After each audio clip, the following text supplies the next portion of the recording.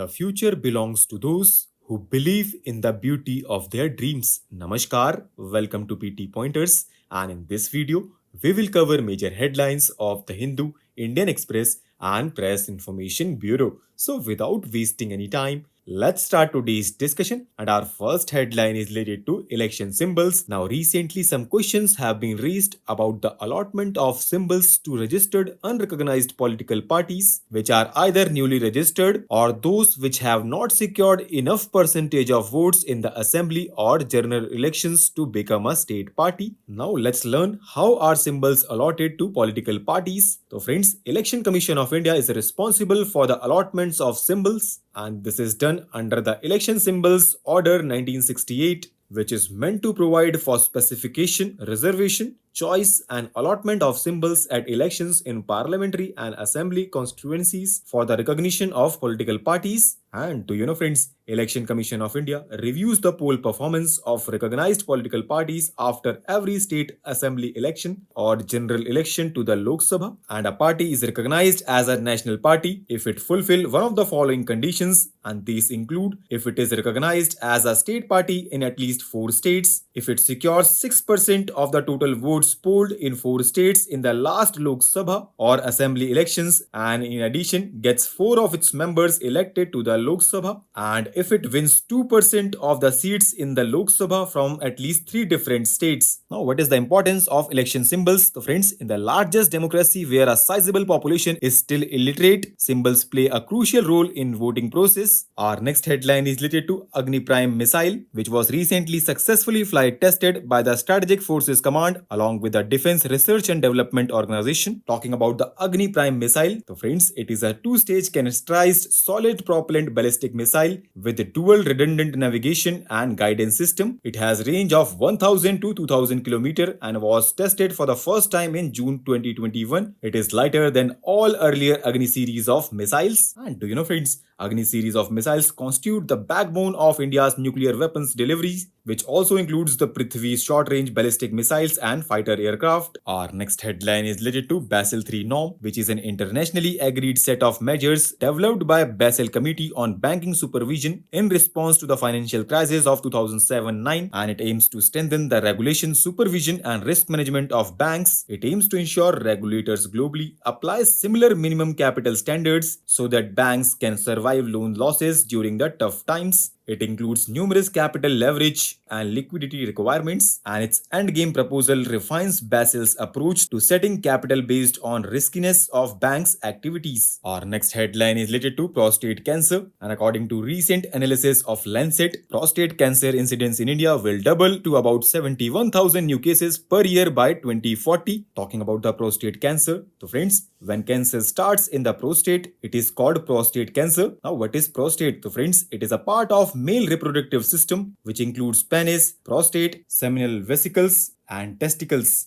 Now, recently, bench headed by the Chief Justice of India began hearing arguments whether state governments have the power to regulate and control the sale, distribution, pricing, and other factors relating to industrial alcohol, which is used as a raw material to create other products, and it is not meant for human consumption. Talking about the constitutional provisions, Entry 8 in the state list under the 7th schedule gives the states power to legislate on the production, manufacture, possession, transport, purchase, and sale of intoxicating liquors. At the same time, Entry 52 of the Union list and Entry 33 of the concurrent list mention industries whose control is declared by Parliament by law to be expedient in public interest. And do you know, friends, the concurrent list consists of subjects of common interest to both Union and the states. Both Parliament and state legislatures can make laws on the subject included in this list, but in case of a conflict between the Union and the state law relating to the same subject, the Union law prevails over the state law. Now, recently, President of India launched India's first homegrown gene therapy for cancer. It is named as Nexcar 19, and it is the country's first made-in-India CAR T-cell therapy, which will significantly bring down the cost of cancer treatment.